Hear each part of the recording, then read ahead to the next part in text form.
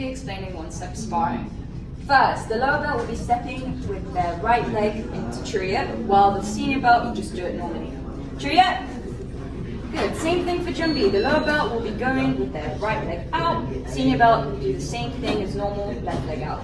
Jumbi! From here, the lower belt will be taking the distance. Take distance. That's it, with your left leg to the outside of your opponent's right leg.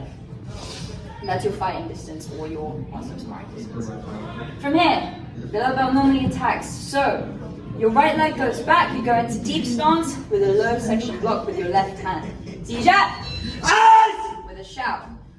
The opponent will reply with another shout, that means I am ready. And his attack will be with his right hand, and he steps forward with his right leg as well. Midsection punch. My response will be a side kick to the chest. Slowly. Time! He attacks, and I do the counter. Back to Jumbi. Now fast, both sides go at one time. Time! Time! Time! That's set number 1. This is now set number 2. So, the attack is exactly the same thing. You step back with your right leg, low section block with your left hand into deep stance. Good. My response again is a shout. His attack, he comes forward with a right hand punch and his right leg steps forward.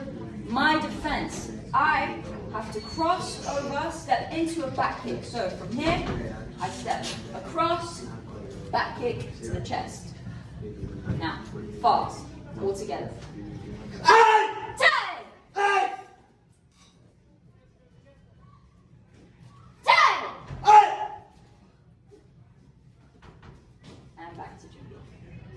So we're going to be moving on to set number 3. Set number 3, again, the same thing happens. The lower belt, right leg back, low section block with your left hand, with a shout, and then he waits for my response and gives the same exact attack with a right hand punch, and you step forward. Wow, my defense changes now. So if he does it, tie. Good. From here, as soon as he punches, you need to do an outward block. Yeah? You block at the wrist. Then you can grab the hand and go middle kick, roundhouse kick. For higher belts, I suggest you go middle roundhouse rather than just dropping it down. So, fast now. Tay!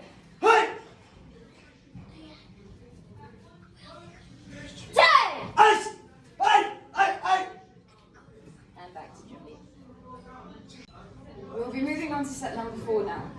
Again, it is the same attack for set number 4. From set number 1 to set number 4, it's the same attacks. So he steps back with his right leg and a low section block with his left hand into deep stance. Good. My response is exactly the same. I shout and he steps forward with his right hand punch and his right leg. Go. From here, as soon as they punch, you do an adduction with your right leg to hit their hand out of the way. You hit, drop it down. As you can see, I've turned already, which is similar to set number 2. And from here, you just go back kick into the chest. And then you go back to Jumbi. And same thing, fast, both sides. Tay! Tay! Tay! And back to Jumbi, and other side. Tay!